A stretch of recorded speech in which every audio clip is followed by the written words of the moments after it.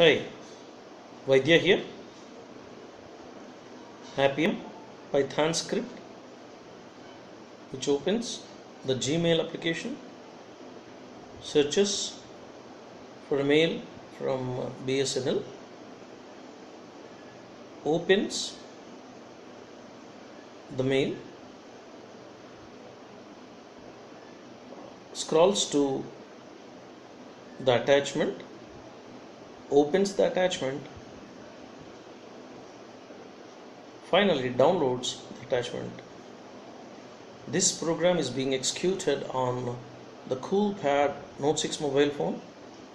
Check this. Opens Gmail, searches for BSNL at BSNL,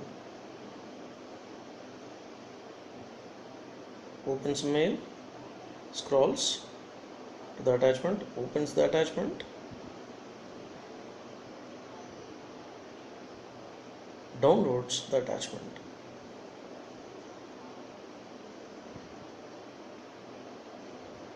Downloaded my BSNL app.pptx.